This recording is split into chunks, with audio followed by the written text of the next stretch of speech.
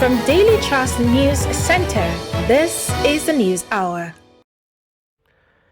Tonight on News Hour, NNPP accuses APC of masterminding shutdown of its Maiduguri secretariat ahead of visit of its presidential candidate. Former President Obasanjo meets Rivers State Governor Wike, Peter Obi, and political associates in London.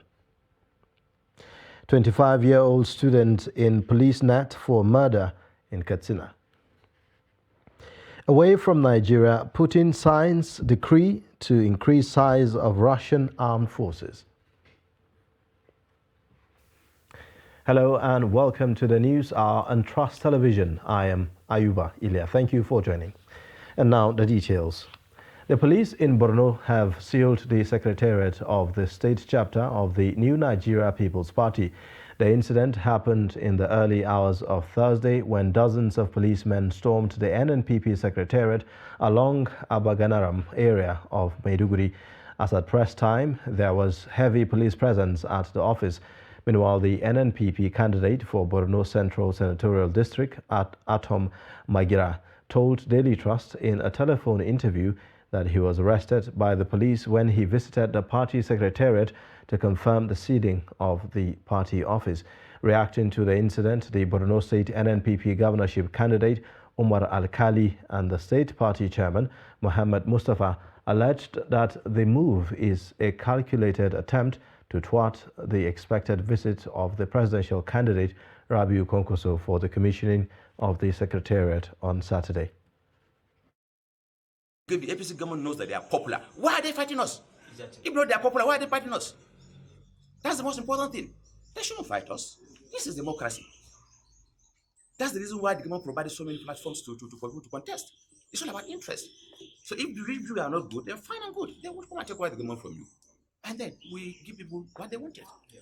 That's exactly what we're saying. And apart from that, Kwankwaso has been to Nasarawa, he has been to Kaduna, he has been to so many states, and we accompanied him, and we have never seen such a nature in all the states. We have never seen it. I want to tell you that all the political parties here are having their party secretariat in residential area. Take a look at the party secretariat in the APC. It is situated along Jare Gama House. It is a residential area. The party secretariat of the PDP is also located in a residential area. Meanwhile, the Borno State Police Commissioner Abdu Umar justifies the sealing of the party offices.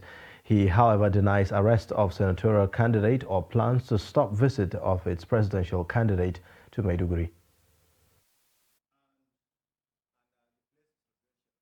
There was a letter from the urban planning that the party officials should revert that property to its original purpose, which is residential, and eventually it was not reverted, and they go ahead to open a political to establish a gigantic office for the candidate. You see, even in my office, just to go out, you see him. Okay. You see him sitting down. We shook hands just now. And people are having this insinuation that the man has been arrested for what? And this is, I've told you, this is the approval. I've given approval for their commission. But if the place is going to be the wrong place, and he has told us they are going to resolve the matter amicably. No, it's not police issue. In the meantime, the Rabiu Musa Kwankwaso Media Office has urged supporters of the party to remain calm, law-abiding and continue with preparations towards receiving the party's presidential candidate in Borno on Saturday, 27th of August 2022. A statement by Muyiwa Fatosa describes the action as unacceptable and condemnable in its entirety, adding that it sends a wrong signal as the nation enters a critical stage of the electioneering period. He called on the Borno State government to unseal the party's office and direct the security operatives stationed there to vacate the premises. Former President Olusegun Obasanjo on Thursday met with embattled Rivers State Governor Nyesom Wike and presidential candidate of the Labour Party Peter Obi in London. Also, 3 PDP governors, Samuel Otom of Benue State, Okeze Pazu of Abia State, and Sheyi Makinde of Oyo State, were seen in a viral picture attending the London meeting. The London meeting also attracted former Cross River State Governor Donald Duke and Senator Olaka Nwogu. And in the meantime, presidential candidate of the People's Democratic Party, Atiku Abubakar, has flown to the United Kingdom in an attempt to salvage his relationship with Rivers State Governor Nyesom Wike. Wike had reportedly met with presidential candidate of the All Progressives Congress, Bola Ahmed Tinubu, on Tuesday, perhaps exploring his options ahead of the 2023 general elections. Although the governor has vowed not to leave the PDP, some believe he is not motivated enough to throw his weight behind Atiku's campaign to become the president. Former President Goodluck Jonathan has urged candidates and other politicians to be mindful of the nation's corporate existence and well-being of Nigerians in their campaigns and other electioneering activities for the 2023 general elections. He gave the charge on Thursday in Abuja during the annual Ibrahim Badamasi Babangida Legacy Dialogue. According to him, it is also important for other Nigerians to shun apathy and indifference and participate fully in the nation's democratic processes to choose the right leaders that will make Nigeria better and united. On his part, former Vice President, architect Mohammed Nabadi Sambo, who was at the event, urged candidates and stakeholders of the various political parties to adopt issue-based campaigns for the 2023 general election. In her welcome remarks, the convener of the Ibrahim Badamasi Babangida Legacy Dialogue and also she urged Nigerians to come together and then some of the finest minds in Nigeria to consider the prospects for the future of the nation as Nigerians look forward to the next year's transitional election. Ahead of the 2023 general elections, Governor Abdullahi Sule of Nasarawa State has appealed for unity among party members in the state. Sule made the call on Wednesday in Lafia while receiving the report of the Reconciliation Committee set up to address the grievances of members at the recent party primaries in the state. He commended the aggrieved persons for appearing and tabling their issues before the committee and promised to do his best toward implementing the recommendations of the committee to ensure victory for the party in 2023. Earlier, Chairman of the committee, Hassan Liman, expressed gratitude to the governor for giving them opportunity to serve the state and the party. Very strongly and build this party and form this party and started it from there. So it is our own responsibility to be able to keep the flag flying. We can't come and meet it and then kill it along the way. It will not be our dream, and our dream is actually to take it from here to that next level. And we are one of the few states actually that have gotten to the stage where we are at the moment. There are so many states that are still finding one problem or the other and have not even found ways to be able to get to where we are. Once again, we thank you. It is an honor, it is a privilege to work for our great party under the leadership of Your Excellency, the leader of our party in Nasarawa State. We want to assure you that this our great party, by the interaction, by what we have done with our elders and critical stakeholders in this state, believe that in 2023, our party, the great APC, will win election at the House of Assembly, at the governorship, at the House of Representatives, and at the Senate.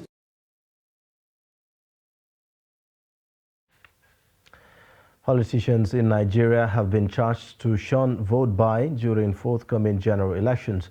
The senator representing Osun Central Senatorial District, Ajibola Basiru, gave the charge at a public lecture organized by Osun State Broadcasting Corporation, Chapel of the Nigerian Union of Journalists. Speaking with newsmen on the sideline of the event, the chief press secretary to the Osun State Governor, Ismail Omipidan, charged journalists to be diligent while performing their duties. For them and do crowdfunding. So let's us as politicians, let us make ourselves and our vision to be realized, to be part of the realization of the vision of our people, and they will support us financially and morally to get what we have done. President Obama raised so much amount of money to do so, and I can say, because of his war chest, he was able to build political establishments. Beyond doing our job as a journalist, we should also remember that there's humanity. Relationship lasts longer, and the way you conduct yourself in the discharge of your responsibility has a way of making a lasting impression on the people you come across. A 25-year-old Najib Shehu, resident of Ambassador Quarters in Katsina Metropolis, has allegedly killed his stepmother following a misunderstanding. Najib Shehu, a university student, had a misunderstanding with his 60-year-old stepmother, Asia Muhammad, leading to her death. Abdullahi Amadi has more. At the height of the misunderstanding with his stepmother, Najib Shehu rushed to the kitchen and grabbed a pestle with which he hit his stepmother Asia severely on the head. Following this encounter, the victim Asia Muhammad was beaten to the point of coma and rushed to the hospital where doctors confirmed her dead. On Thursday, when we finished praying, me and my father, then he come outside the room. When I go through to enter the kitchen, I just found Mama Ike suddenly in front of me with its pistol on her hand, whereby I never even talked to anyone, so that even she said that I do anything to her. Then I turned back and talking to my father, saying that Mama Ike comes with this heavy stick and I have no any conflict with her. Then my father come across inside between us when she actually hit that too. She tried to have it on my legs, whereby my father entered between us. Then that's what caused fracture to my father. She starts again for third time towards my head. Then I lucky enough raised my hands and I received the stick, the heavy stick. Then unfortunately the heart gets towards anger. Then I hit her in the heart. That caused her to death. As if it was all over. But from nowhere, Najib also descended on his father, Malam Shehu, and beat him, as a result of which he sustained injuries including a fracture on his leg. Najib's father, Malam Shehu, is currently recuperating at the Federal Teaching Hospital in Katsina. The suspect is to be arraigned before the court for prosecution after police investigation. He's been arrested. He's here with us. He has confessed to the commission of the offense, and he will be arraigned in court as soon as possible. Katsina State has been battling with miscreants, popularly known as Kaurai, who frequently unleash mayhem on the innocent people, especially within the metropolis, for decades. This is besides the war against terrorism, which has bedeviled larger part of Katsina State, that claimed the lives of thousands, hundreds of thousands displaced, and properties worth billions of naira destroyed. Observers are blaming this criminality on illicit use of drugs and lack of proper parental control. Abdullahi Ismail, Trust Television News, Katsina. The National Drug Law Enforcement Agency, NDLEA, has identified drug abuse, especially in youths, as one of the major causes of social vices in the country. The NDLEA made this known at a summit organized by National Association of Polytechnic Students in Kaduna. The report. The summit is to discuss issues affecting the youth and other vices bedeviling the society. The Kaduna State Commandant of the National Drug Law Enforcement Agency, Malo Elisha, says drug addiction among the youth is responsible for some of the vices in the society. You can even note that those who are taken into captivity by kidnappers, they usually even demand for drugs. So that means this issue has gone so far that if all and sundry will not come up to have a collective responsibility in terms of stamping out this drug menace in our society, definitely our streets will never be safe for anyone to walk freely. Director Kaduna Polytechnic, represented by Dr. Aliyu Ibrahim, called on the youth to desist from drug abuse, which he said has negative effect on their future. I advise all students to desist from drug abuse. If you have a friend who is involved in that, you need to call the authority to let them know that this is what he's doing, so that he will not lure others into doing the same thing. Your future is important, the future of the nation is important, and the future of Nigeria depends on the youth.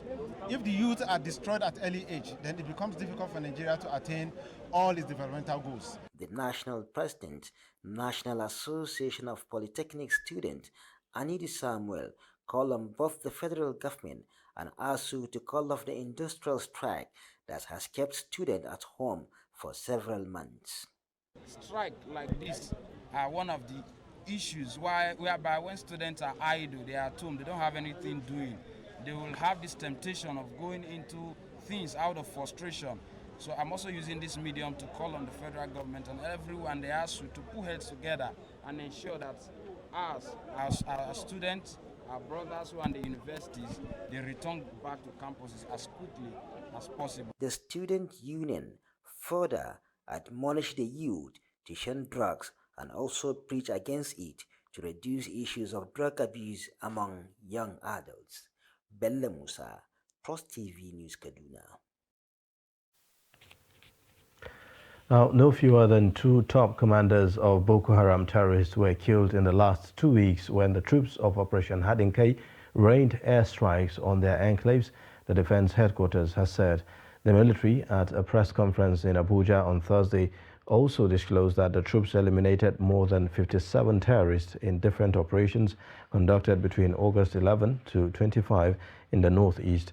The newly appointed Director, Defense Media Operations, Major General Musa Damadami, who stated this, explained that the operations were conducted through land and air raids on the Boko Haram and Islamic State of West Africa province enclaves in Borno and Yobe. The senior military officer listed one of the high-profile commanders that was killed as Uzaifa, who he said was the Minzir that connotes the fourth in line of the terrorist leadership structure. According to him, the operation that led to the killings of the commanders also led to the killing of unspecified number of terrorists in a number of airstrikes, with more than 18 of them seriously wounded. The Nigerian Army Women Corps will commence a 7-day field training exercise for its troops from Saturday in Giri Gwagwalada General Area, Abuja. A statement signed by the Assistant Director, Army Public Relations, Nigerian Army Women Corps, Captain Hashimu Abdullahi, said that the exercise is designed to test the troops' leadership skills, physical fitness, teamwork, military operations other than war, among other military drills. The exercise will also provide a platform to ascertain troops' preparedness towards supporting all the Nigerian Army's engagement. Now, the Inspector General of Police, Usman Al-Khali Baba, has ordered the deployment of new commissioners of police for Kano, Zamfara, and Enugu states. The Force Public Relations Officer, CSP Olumuyiwa Adejobi, said this in a statement on Wednesday in Abuja. He said that the CPS affected by the deployment were Abubakar Lawal, Kano, Kolo Yusuf, Zamfara, and Ahmed Amani, Enugu State. Adejobi said that the IG charged the newly deployed CPS to hit the ground running in the areas of crime fighting, public cooperation, and safety. The IG called on the public to support and cooperate with the new police helmsmen to enable them perform optimally on their mandate, adding that the postings were with immediate effect.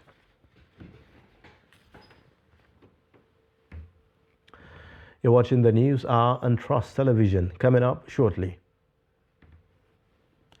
we'll take a look at why Nigerians should stay away from northern Cyprus. Details of this and more after the break.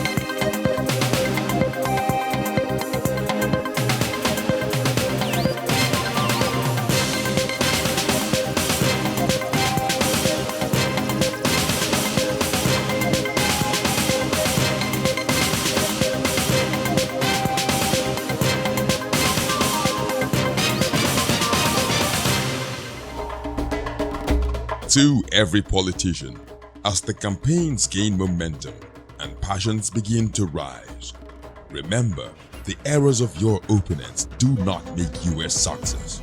Do not run down your opponent and inflame passions to violence between and among your supporters. What counts is what you plan to do for the electorate and how you intend to relieve the sufferings and bring succor. Nigeria is in dire need of patriotic leaders at all levels, leaders who will make national development their priority. Concentrate on telling the electorate what you intend to do when you get into office. Focus on making your vision clear to the electorate. Don't engage in verbal abuses, fake news or speeches. Keep dealing with issues that will bring progress. You win the hearts and minds of the people by being above board, by being civil, patriotic, and showing empathy. Let's join hands to make the 2023 elections peaceful. A message from the National Orientation Agency.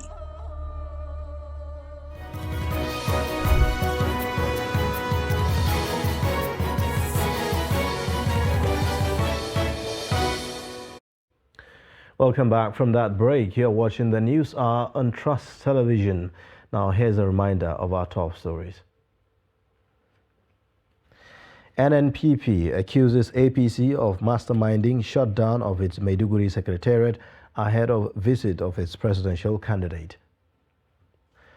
Former President Obasanjo meets Rivers State Governor Wike, Peter Obi, and political associates in London.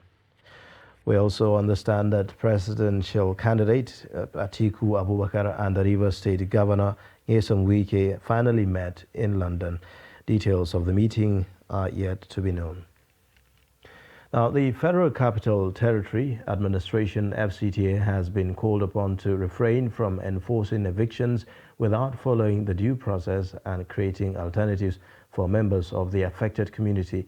Global rights body Amnesty International made the call following demolition exercises by the FCTA as part of efforts to curb criminality within the FCT. Trust TV's Aisha Salihu reports.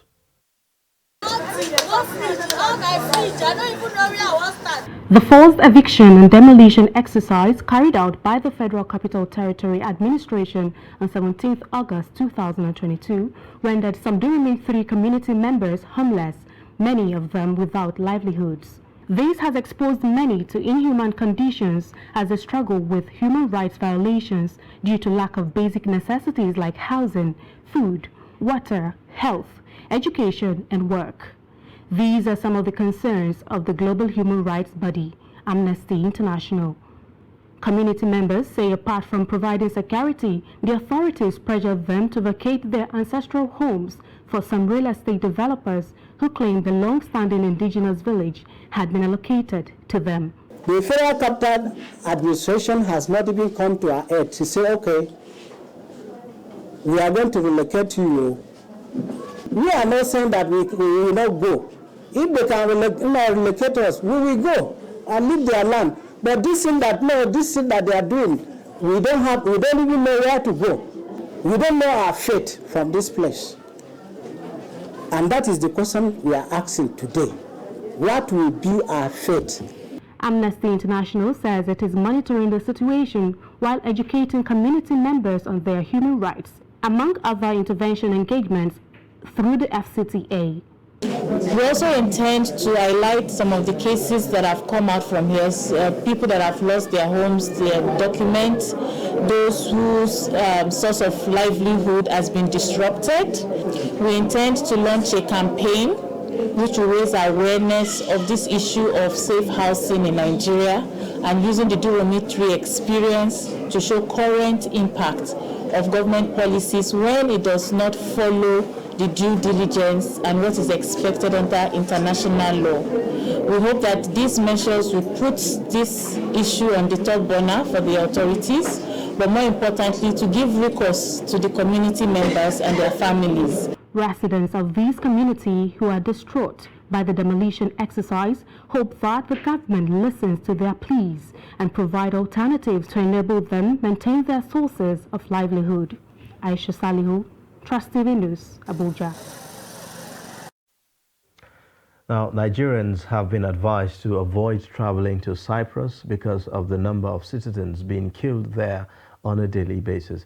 Chairperson of the Nigerians in Diaspora Commission, Abike Dabiri Erewa NIDCOM, gave the advice on Thursday while speaking to newsmen at the State House in Abuja, stressing that it was inexcusable for people to be ignorant of the circumstances in which countries they were traveling to. Kende Amodu reports. The love of Nigerians for travel to explore business opportunities and work takes them to some pretty extreme places. For instance, at the height of the civil war in Libya, Nigerians could be found there, despite the perilous nature of the terrain. The latest no-go area for Nigerians is northern Cyprus, which has not been recognized by the international community as a country, except by Turkey.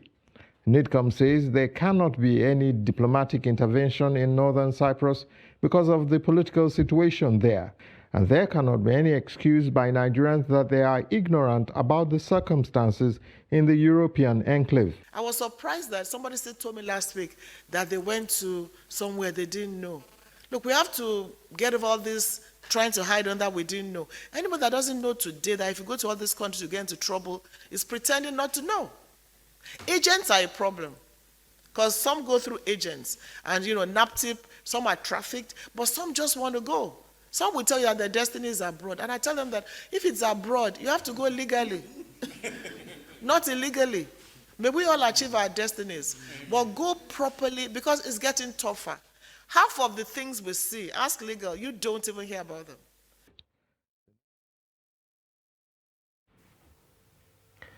Gombe State government has vowed to provide plots of land to the victims of floods in Bajoga, Funake local government in early August 20.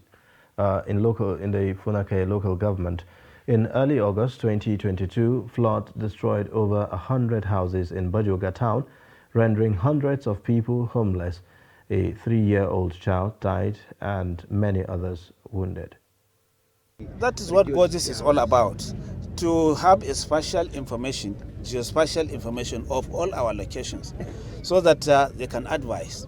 And linking them with the local government means the needful will be done, and there will be a proper layout where we'll take care of all the social needs of the people. And again, we'll have provision for them to build houses. And government will give every support in that regard so that at long last, at least our people will be living harmoniously and peacefully.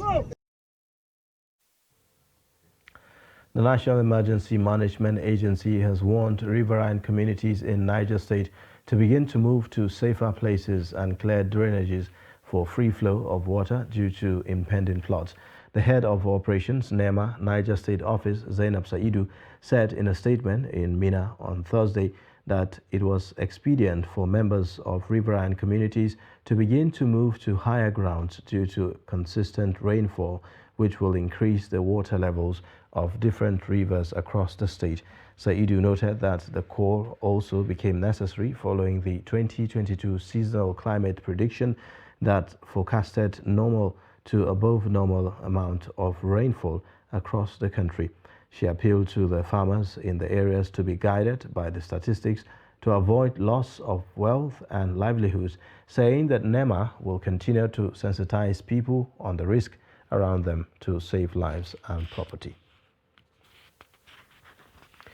In a similar vein, as part of efforts to prevent and control floods around Patigi local government of Kwara State, the Hydroelectric Producing Areas Development Commission has flagged off construction of 570-meter drainage, dikes, erosion control works worth 212 million naira at the Patigi General Hospital in Kwara State.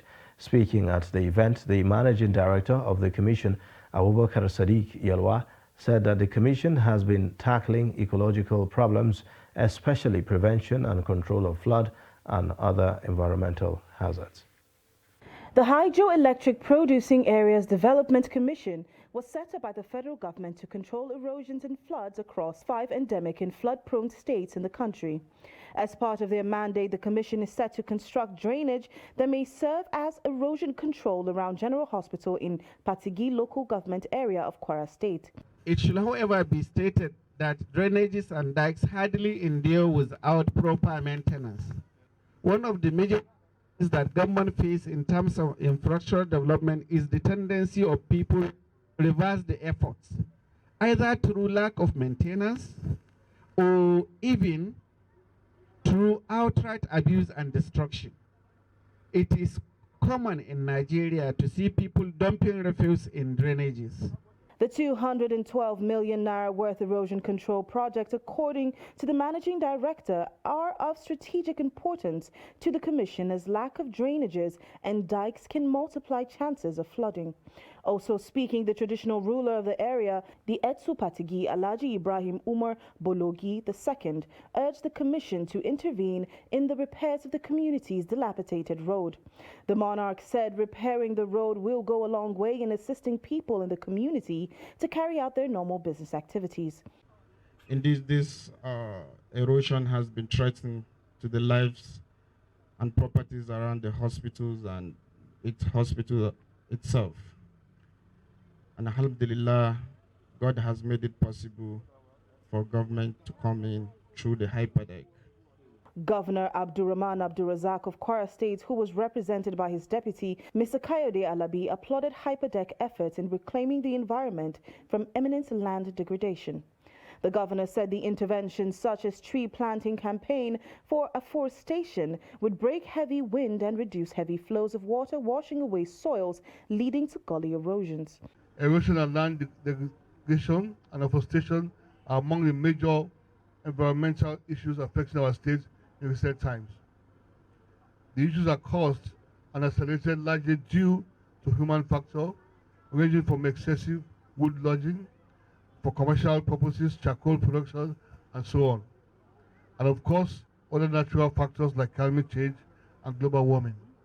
Erosions, land degradations, deforestation, et al. Are among the major environmental issues affecting the 5 local governments in Kwara State in recent times, which experts said are caused and accelerated largely due to human factors ranging from excessive wood logging for commercial purposes, charcoal production, amongst other things. Now, in a bid to improve COVID-19 data management, managers of primary health care development agencies in the north are trained on data retrieval and usage. An ICT Development Center convened the training. Musa Luka now reports. The second batch of the training on COVID-19 vaccine for managers of state primary healthcare development agencies in the north centers on maintaining and managing COVID-19 data. The Executive Director, Center for Information Technology and Development, Yunus Yau, implored participants to take data management serious because data is important in policy making. Yau noted that based on the data retrieved a few months back, has shown that resistance in COVID-19 vaccines was recorded in some areas as a result of government negligence toward COVID-19 vaccine campaign. I think government has thrown away the guard, and so everybody has this feeling of that we have come to the end of COVID. The wearing of masks, we have stopped it. the vaccine passport is being disregarded, and virtually most precautionary measures, people are no longer adhering to them. And so it's not just about reluctance now. It is simply that people have begun to think that COVID is no longer there. And I think that we need to tell the public that we haven't reached the end of this journey. A monitoring and evaluation officer from Benue State, Ruth Aso, explaining that the training is important as it will add to their capacity in managing COVID-19 data in their state. COVID-19 data management is important because, first of all, if you generate that data, it gives you an insight to know the different sexes that are assessing COVID-19 most. It shows you the areas at which people are not accepting COVID-19, and it gives you more strength to move on and mobilize the people in different angles to come out and assess COVID-19 vaccination. The training focuses on understanding data and data dimensions, data analysis, tricks in practice, online and offline data capture, national COVID-19 vaccine data performance by state, a window into error by state, among others. Musa Luka, Trust TV News, Abuja. Media practitioners in Benue State have commended the contributions of the profession to national development, giving an objective assessment on the practice vis-a-vis some of the challenges practitioners face in the discharge of their duties. They say that they are pleased with the impact of the profession on Nigeria. The report. According to a media consultant, Emmanuel Ohiomekari, journalists are doing well despite limitations and frequent attacks. The media in Nigeria is doing enough within their limits. Within their limits, because I would have said that they are not doing enough, but when you consider the circumstances and the environment in which they operate, where, like I've told you, no insurance cover and practically no protection, because those who should be protecting them become sometimes those who violate them. For instance, you look at where government institutions become, or people who belong to government institutions become agents of attack for the media practitioners. Some who spoke in Makurdi accused some journalists of leaning towards a political movement or agenda, as some of their stories suggest. They also want the wealth of media practitioners to be prioritized to encourage objectivity and independence on the part of the journalist. Today, people look at journalists as political actors. They expect you align yourself with a certain political party. Sometimes they judge you based on the news, the reports you give out there. Some see you as pro-PDP, pro-APC, but journalists should, as much as possible, try to have a balance. Then for women have a lot of role to play in the society, because we have noticed, or it has been established, that women's issues are relegated to the background. So women journalists present women issues better. The media practitioners called on the authorities to guide journalists through policies and provide security cover for them while in the field. When we cover events and report the way it is, we should not be harmed by those who may feel that we have exposed some certain things. That security should be guaranteed, that the kind of information we are feeding the public, we are not held responsible. We are not punished for saying the facts. This will also boost our morale and give us the confidence to work effectively for the good of the society. While there have been renewed calls for media practitioners to improve on their craft, journalists are lamenting poor remunerations and risks associated with the job.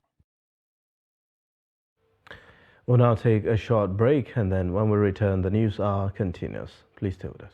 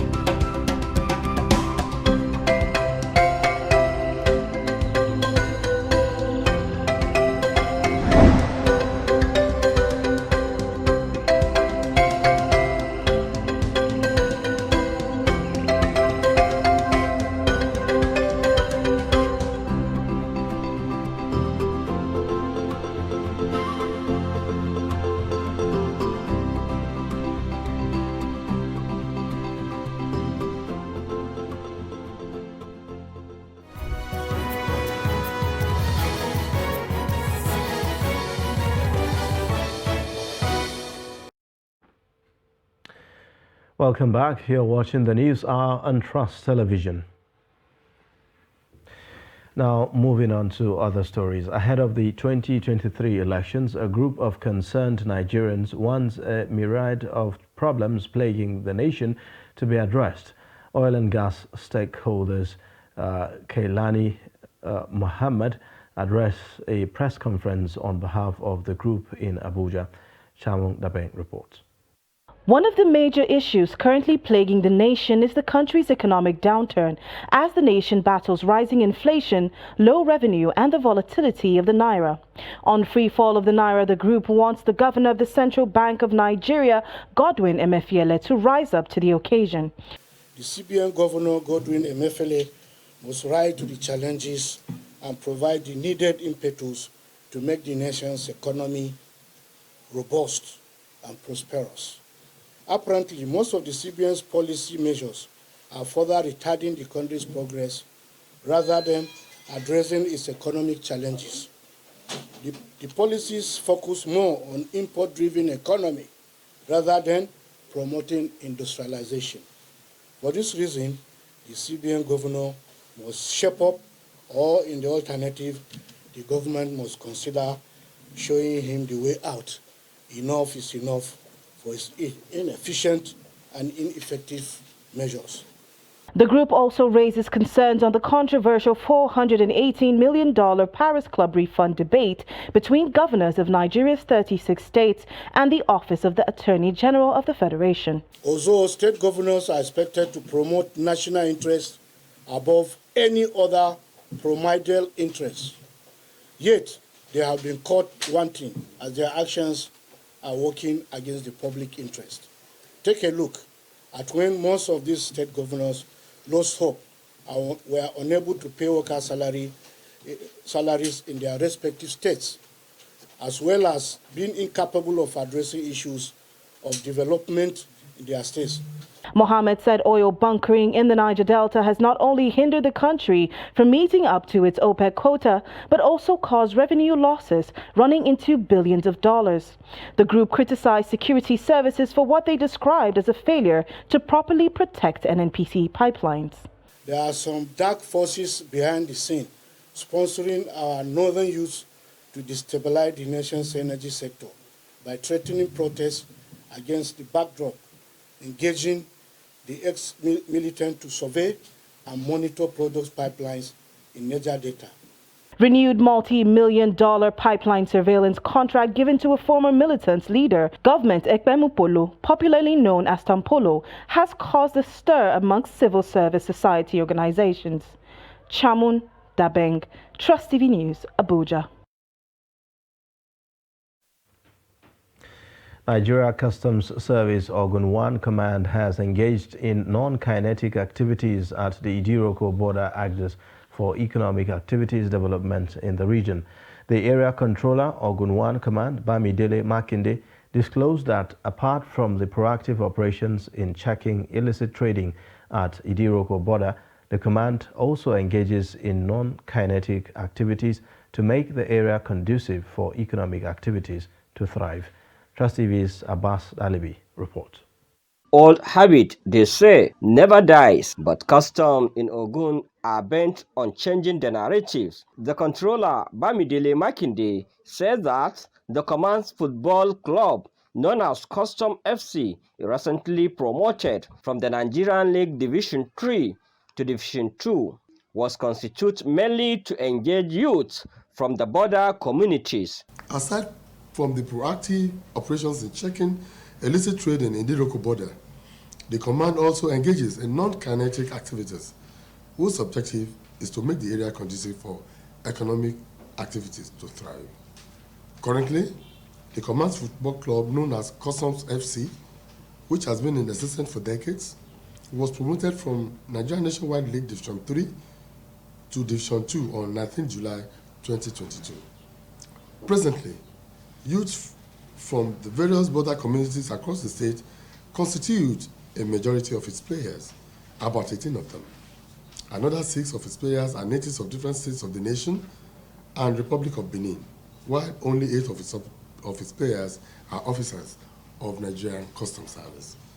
One of its coaches, a native of Ijebu-Ode in Ogun State, Mr. Fatai Biliyu, is currently undergoing a training at the National Institute for Sports, Surulere, Lagos, for 1 year advanced coaching course being sponsored by Nigerian Customs Service. He said the advantage derivable from the football club is to keep the youth from the border community away from illicit and criminal activities while ensuring they earn a living. One of the advantages derivable from the football club is to keep the youth, native players from the border communities engaged so that they may stay away from illicit and criminal activities while ensuring that they earn a living. In addition, with the recent promotion to Division 2 of the National League, the prospect of its promotion to Division 1 and ultimately to the Premier League is very high. I wish to add that the mission and vision of the command are to groom international players of repute and enviable status, which will consequently be a glory for their respective communities. Bamidele Makinde also reassured the legitimate business community of the command's maximum cooperation. We'll now take some more on business updates put together by Chamu Dabe.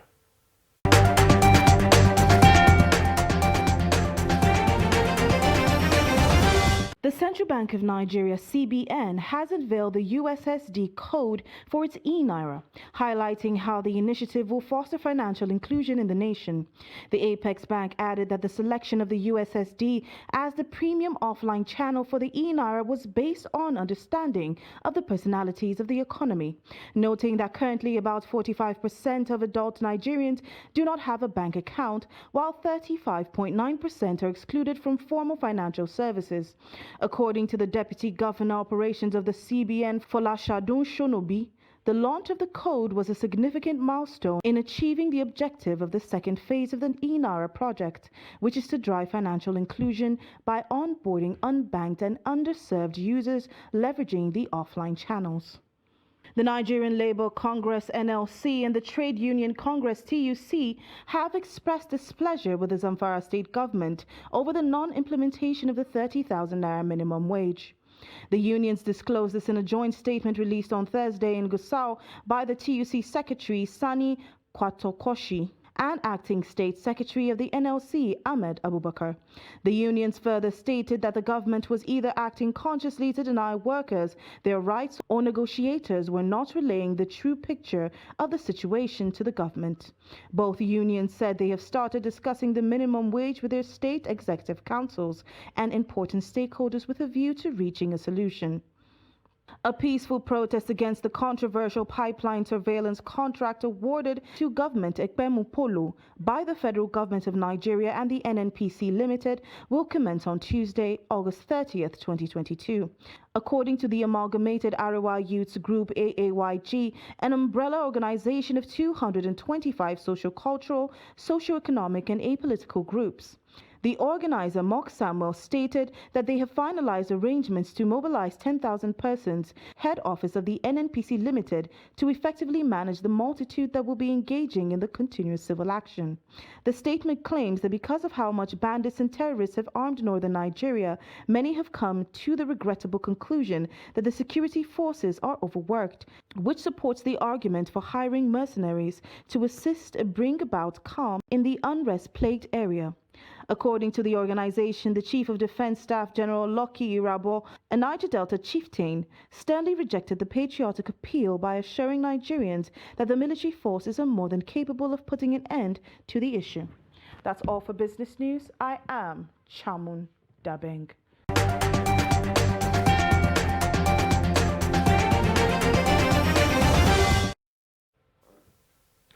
And away from Nigeria, Russian President Vladimir Putin has ordered the Russian military to increase its number of soldiers by 137,000 to a total of 1.15 million servicemen amid Moscow's military action in Ukraine. Putin's decree, which takes effect on January 1, did not specify whether the military will beef up its ranks by drafting a bigger number of conscripts, increasing the number of volunteer soldiers, or using a combination of both. The decree issued on Thursday will boost the overall number of Russian military personnel to 2,039,758, including 1,150,000. Now, a previous order put the military's numbers at 1,902,758 and 1,013,628 respectively at the start of 2018.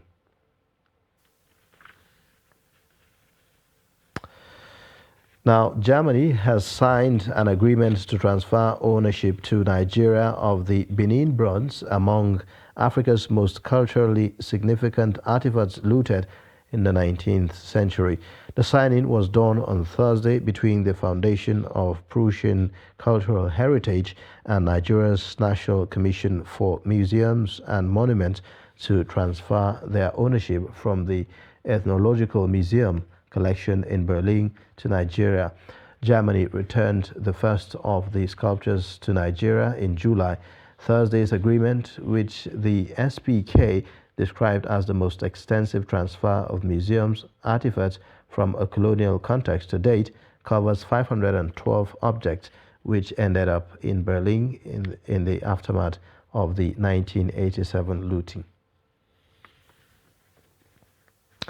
And in sports news, Swedish top-tier side Elfsborg have confirmed the signing of Kenya international Timothy Noah Oma from Football Kenya Federation Premier League side Nairobi City Stars. The 18-year-old directly contributed to 15 goals for Simba WA Nairobi last season and has now signed a deal that will keep him at his new team. The versatile attacker has been in ascendancy, and last season he managed to score 7 goals and provide 8 assists in the 29 Kenyan top-tier matches. Still in sports news, Nigerian youths have been charged to engage in more sporting activities to enable them to be more productive in their endeavors. This is because sports can serve as a means of livelihood. Our correspondent Deni Ajishafe has more.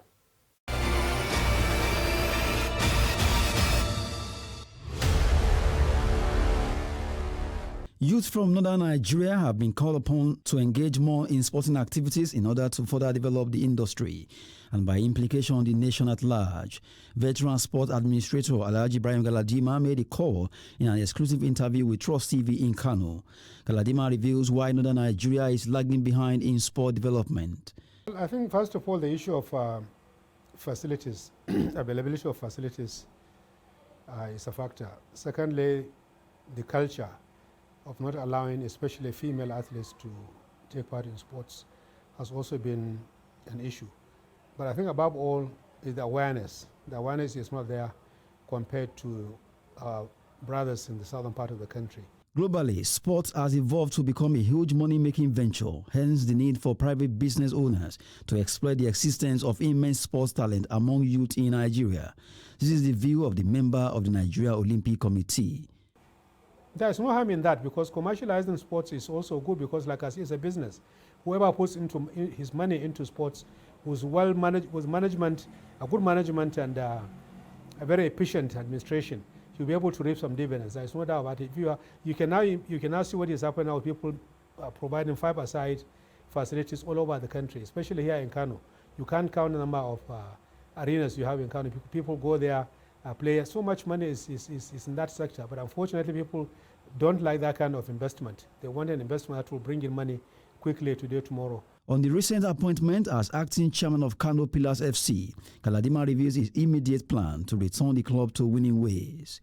My immediate priority at the moment is to win the confidence of people back into their minds in terms of not losing hope, because people have really been so devastated by the failure of the team to stay in the Premier League, and therefore you have to win by that confidence, and that's why we are pursuing the issue of ITO Cup now with so much bigger and interest to see the possibility of Kano Pillars emerging as champions of ITO. Northern Nigeria has produced a lot of sports stars, but more encouragement and enthusiasm is needed to make the region a beehive of sporting activities that is capable of attracting huge investments. That's Sport News. I am Adeni Ajishafe.